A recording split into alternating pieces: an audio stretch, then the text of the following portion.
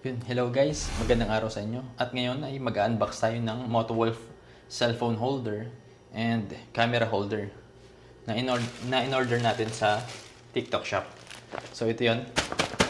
Tara, let's go guys, unbox natin. Check natin kung maganda ba, kung quality, o kung ano ba yung mga materials na ginamit dito. Tara, samahan niyo ako. So ito na guys, yung dalawang items natin na nabili. Yung cellphone holder and camera holder ng Motowolf. So tara, buksan na natin.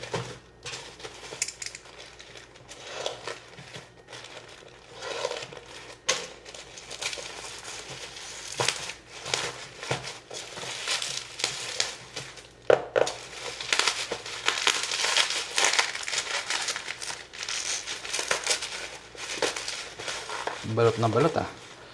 So ito yung motorcycle camera bracket. Yan siya. Yan.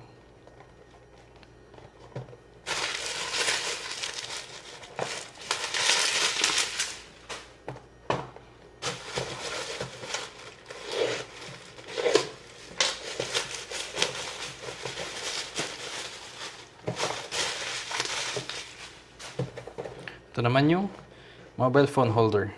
Motowolf. Bakit? So, open natin guys.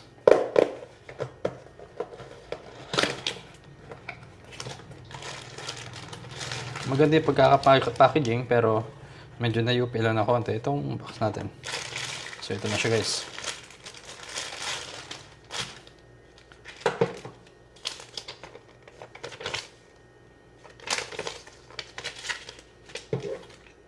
So, siya. Wow, napakaganda ng materials. So, na-adjust to. Then, yun. Mapapansin natin guys, may rubber na dito. Rubber. Tapos, yung materials niya is aluminum alloy na. Yan, kaya mas quality. Yan siya guys. Ganda nga. So, kaya napaka-quality. Yung na-order pala natin guys ay para sa side mirror to. Nilalagay ito sa side mirror. Ito mismo. Okay. Mamaya, ipapakita ko sa inyo kapag nakalagay niya siya sa motor natin. Okay. So, ganda. Next. Next natin itong motorcycle camera bracket.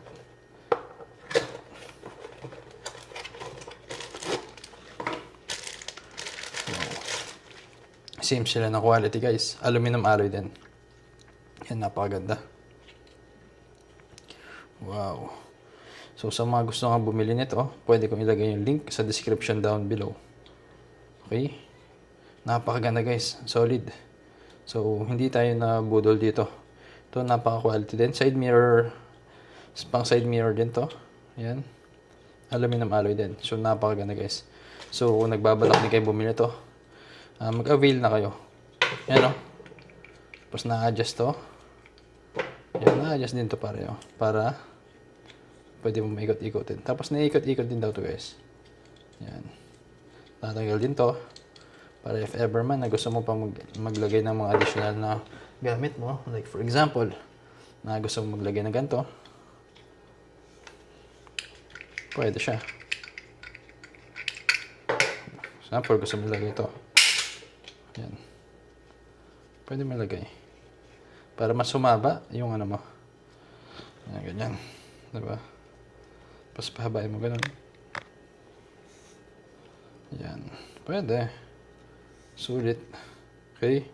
So yan guys, ang Motowolf cellphone holder and camera holder. So, avail na rin kayo. Thank you.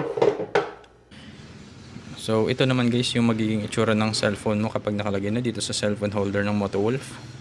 Yan. Yan siya. Goods na goods. Na-adjust mo yan. Pwede mong huwag masyadong higpitan to para nagaganon-ganon mo. Yan. Depende sa gusto mo. Tapos yung kinaganda pa dito, hindi nakaharang dito sa panel gauge natin. Kaya kitang-kita pa rin ng driver yung panel gauge. Yan siya. Tapos for example, gusto mo mag-navigate ng Google Map. Pwede siya. Napakadali lang i-navigate. Diba? Easy to navigate lang yung Google Map mo guys. Yan siya. Diba? Dali lang. So, approve sa atin to. So guys, ito naman yung magiging itsura ng ating action camera kapag nakalagay na dito sa cellphone holder or cellphone bracket ng Motowolf. So yan siya. So ganyan nakamount ang ating action camera. Yung gamit pala natin yun is Action 5 Pro. Yan. So, yan. Goods na goods siya guys. Okay, approve. So ayun guys, nilagay na nga natin ang ating action camera dito sa camera holder or camera bracket ng Motowolf. So ano yung napapansin nyo sa video ngayon? Okay ba siya? Naka-wide ang angle tayo ngayon guys. Okay, ultra wide to ng camera ko. So goods naman ba? Para sa inyo okay ba siya or hindi? Pero sa akin goods naman. Kahit na medyo dumadaan ako sa lubak or may konting dragging to motor natin ngayon, medyo hindi naman siya nanginginig pagdating sa kuha. Pero double check nyo na lang kapag gumamit kayo ng ultra wide sa mga action camera nyo. Make sure nyo na hindi tatamaan yung side mirror para walang sagabal sa video nyo. So nabili nga pala natin itong camera holder or camera bracket ng Motowolf sa halagang 207 sa TikTok shop.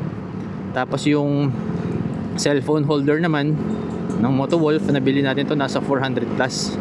Kung hindi ako nagkakamali, 470. Okay, nabili natin to sa TikTok shop mismo ng Motowolf Philippines. So goods na goods guys. Kung gusto nyong bumili, order lang kayo kasi para sa akin approve to. So ayun guys, dito na natin tatapusin itong video na ito. Maraming salamat sa panonood. Kung nagustuhan nyo, huwag nyo kalimutan mag-like, mag-share at mag-subscribe. Paki-hit na rin ang notification bell button para lagi kayong updated sa mga susunod nating upload. So ride safe always and see you in the next one. Peace.